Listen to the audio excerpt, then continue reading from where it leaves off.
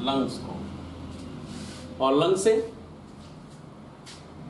Right left atrium को, left atrium को, left atrium से आना चाहिए लेफ्ट वेंट्रिकल को। जितना भी वॉल्यूम यहाँ आता है, जैसे अगर हम लोग एग्जांपल रखें 100 ml, तो 100 ml यहाँ आता है और 100 ml यहाँ आ जाना चाहिए।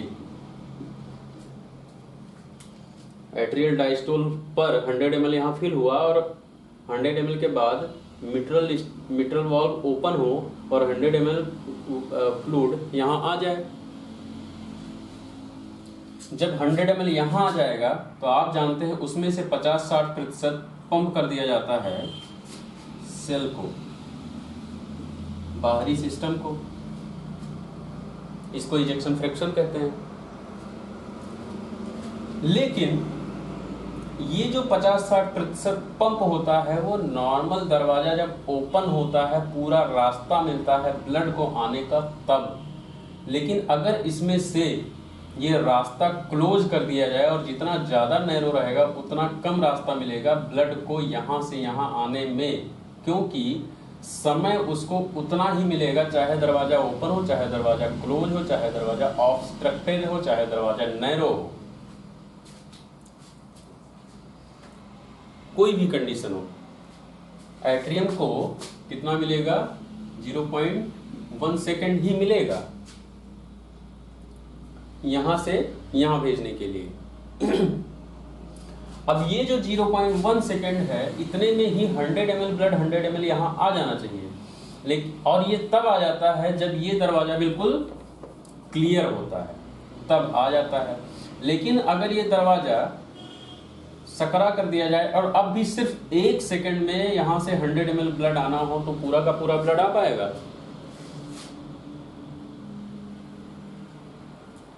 ये वैसे एग्जाम्पल समझ सकते हो कि एक कमरे में 100 लोगों को रख दिया जाए, जैसे क्लासरूम है और उसमें 100 बच्चे बैठे हैं, और आपको समय दिया जाए कि 5 मिनट में आप लोग सारे लोग बाहर चले जाएंगे। तो हो सकता है धीरे धीरे लाइन लगाकर आप लोग बाहर चले जाएं। लेकिन अगर जिस दरवाजे से गए हैं उस दरवाजे को बंद कर दिया जाए और थोड़ा सा ओपन करके दिया जाए कि एक आदमी कैसे भी उसमें से घुसकर निकल जाए, तब कहा जाए कि 1 ही मिनट में 500 लोग बाहर चले जाइए, तो क्या जा सकते हैं? या आपको सडन न्यूज मिले कि यहाँ इस क्लासरूम में बॉम्ब है और दरवाजा थोड़ा सा खुला हुआ है, एक लोग कैसे भी पार कर सकते हैं, तो क्या होगा? सारे लोग भागेंगे गेट पे, जैसे ट्रेन में चढ़ते हैं, जनरल ट्रेन में देखते हो, एक दूसरे को बिल्कुल हाथ पैर मार के। वैसी ही कंडीशन होती है फिर स्टेनोसिस में। अब होता क्या है कि जब नैरो होता है तो 100 ml पूरा ब्लड उतने ही समय में नहीं आ पाता है। तो यहाँ क्या होगा? 100 ml से कुछ ब्लड आ जाएगा, जैसे मान लो 30 ml आ गया, तो बाकी 70 ml का क्या हुआ?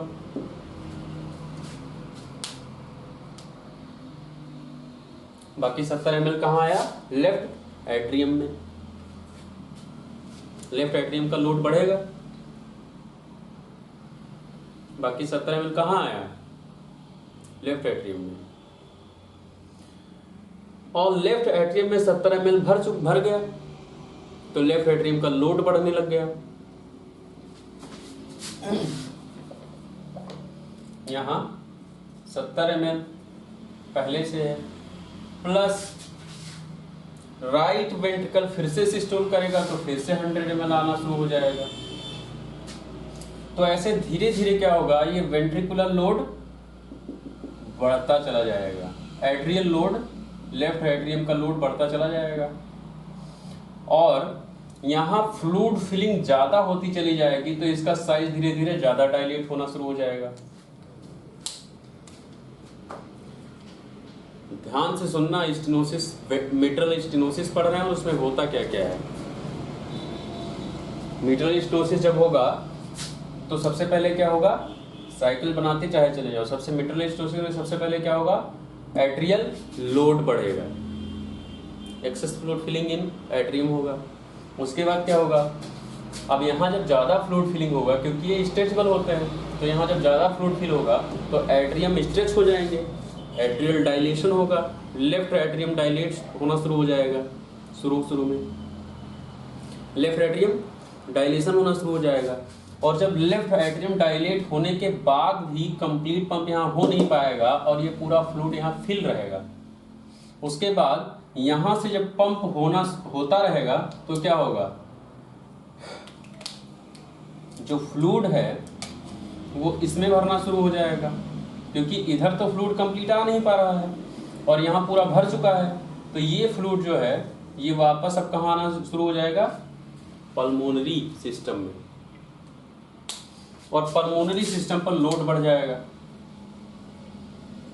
यहाँ फ्लूइड फिलिंग होगा, पल्मोनरी हाइपरटेंशन होना शुरू हो जाएगा।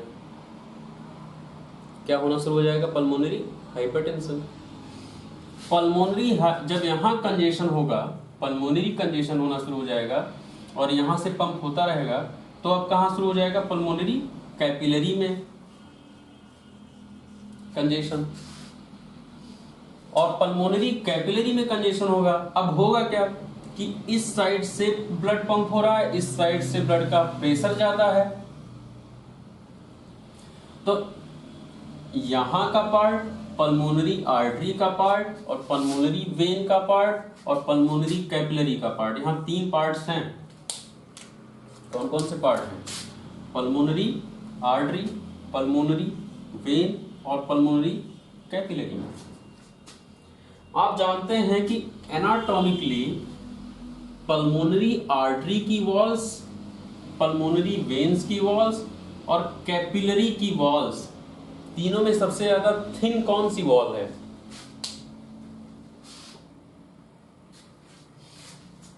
कैपिलरी की, कैपिलरी की। और आप ये भी जानते हैं कि ये जो वॉल्स हैं ये एंडोथेलियल सेल से बने होते हैं, ये एक वॉल पूरे नहीं होते, ये एक एक सेल से बने होते हैं, कुछ ऐसे।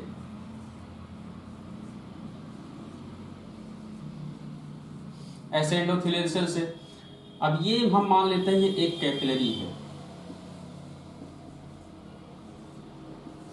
ये एक कैपिलरी है, यहां से प्रेशर भी कैपिलरी पे पड़ता है, इधर से प्रेशर भी कैपिलरी पे पड़ता है, तो दोनों साइड से, क्योंकि यहाँ थिकेंड वॉल्स हैं, यहाँ थिक वॉल्स हैं, स्ट्रॉन्ग वॉल्स हैं, यहाँ भी स्ट्रॉन्ग वॉल्स हैं, लेकिन बीच वाला जो पोर्शन है, इस पोर्शन में बहुत ही थिन वॉल है।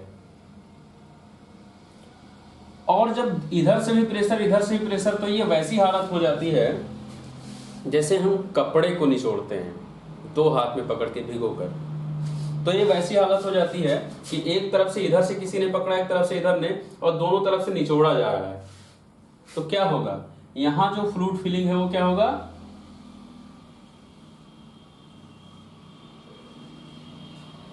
लीक होना शुरू होगा। जब आप कपड़े को निचोड़ोगे तो क्या होगा, हाइड्रोस्टैटिक प्रेशर कपड़े में बढ़ जाएगा, आप स्पेस कम कराते हैं कपड़े को, आप उसको श्रिंक करते हैं, तो पानी जो उसमें भरा है वो निचोड़कर बाहर आना शुरू हो जाता है।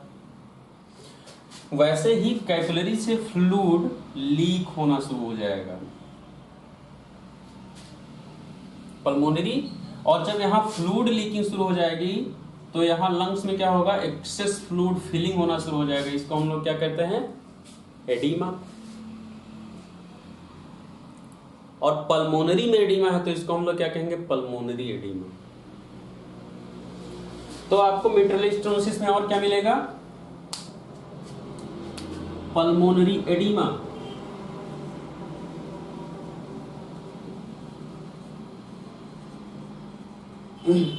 Pulmonary edema. अब पल्मोनरी एडीमा में अगर किसी को पल्मोनरी एडीमा होगा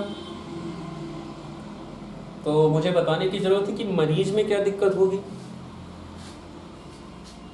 मरीज को क्या, वो आकर तुमसे कहेगा कि सर हमको पल्मोनरी एडीमा हो गया, मेरा हाइड्रोस्टैटिक प्रेशर बढ़ गया है,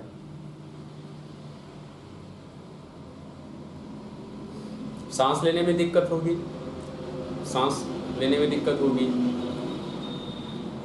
सीने में भारीपन रहेगा, हार्ट चेस्ट पेन होगा, और ऑर्थोपनिया, ऑर्थोपनिया याद है,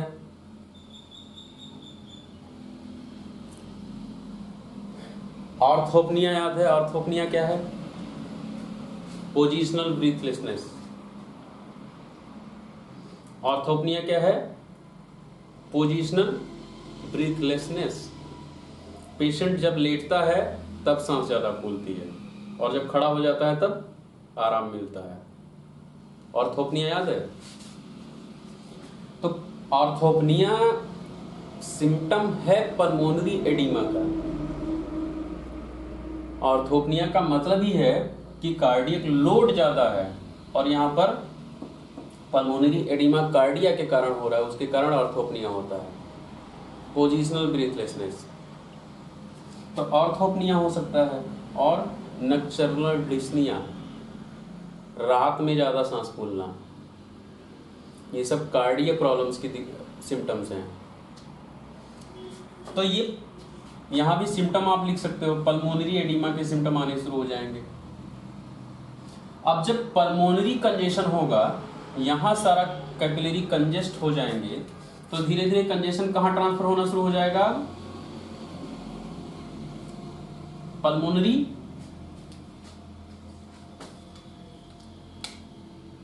आर्टरीज में।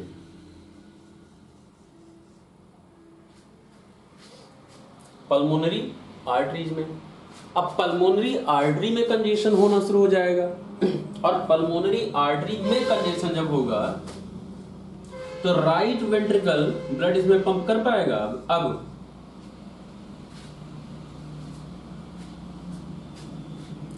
राइट वेंट्रिकल पंप नहीं हो पाएगा, कर पाएगा, और राइट वेंट्रिकल पर लोड बढ़ेगा फ्लूइड का।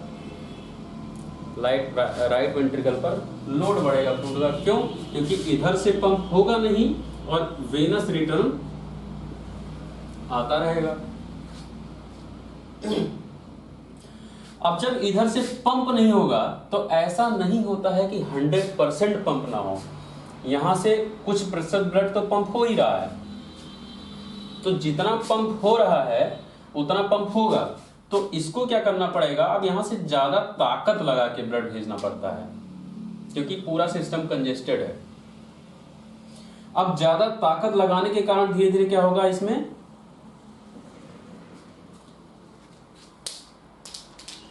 क्या होगा? एक्स्ट्रा प्रेशर यूज करने से मसल्स क्या हो जाएंगी? हाइपरट्रॉफीड।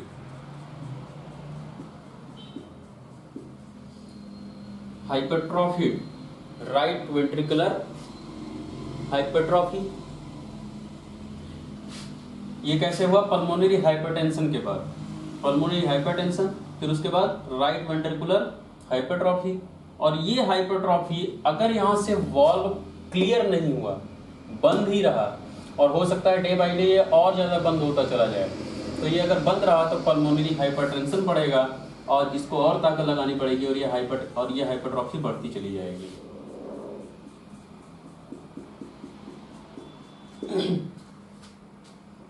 ये हाइपरट्रॉफी बढ़ती चली जाएगी। और जब वेंट्रिकल की ये हालत हो जाएगी तो क्या ये ठीक से काम कर पाएगा? क्या ये अपने आप को कॉन्ट्रैक्शन कर पाएगा जब ये जितना करना चाहता था जैसे होता है?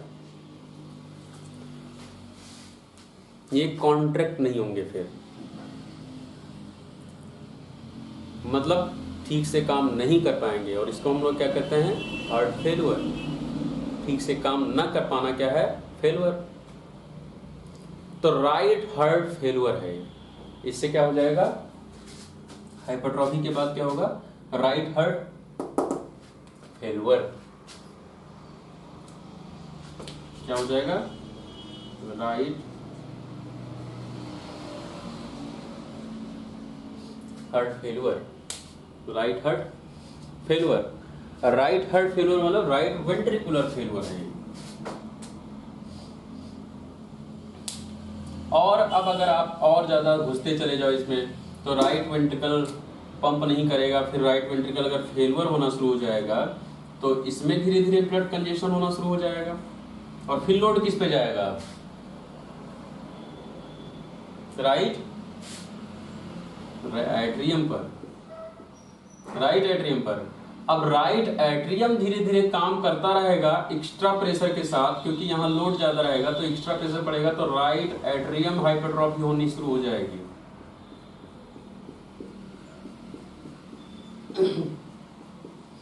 राइट एट्रियम हाइपरट्रॉफी हो जाएगी। अब पूरा राइट हार्ट फेलियर इसको कह सकते हो। और अगर अब राइट एट्रियम भी पंप करना बंद कर दे, फेल होना शुरू कर दे, कंप्लीट पंपिंग ना कर पाए, तो कंजेशन लोड कहाँ जाएगा?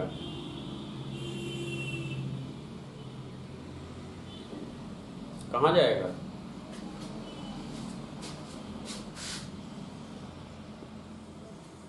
यस, वेना केवा में। अब जो ब्लड यहां से आराम से आ जा रहे थे वेनस रिटर्न, ये वेनस रिटर्न नॉर्मल होगा नहीं और वेनस रिटर्न कंजेस्ट होने लग जाएगा।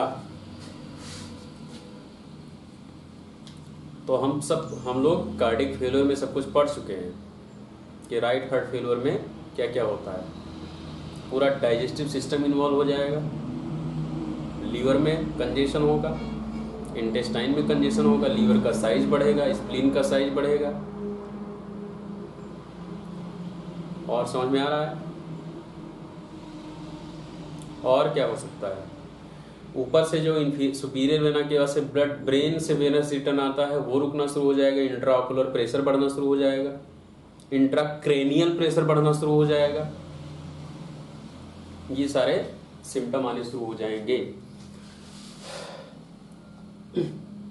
तो फिलहाल हम लोग कहाँ स्टॉप कर सकते हैं इस कहानी को? राइट वेंट्रिकुलर फेलियर पे। उसके बाद की बातें बात की हैं। तो इतना किससे हुआ? मिट्रल स्टेनोसिस से। वॉल्व कहाँ का ब्लॉक है? लेफ्ट वेंट्रिकल पे। लेकिन फेल कौन सा वेंट्रिकल हो रहा है?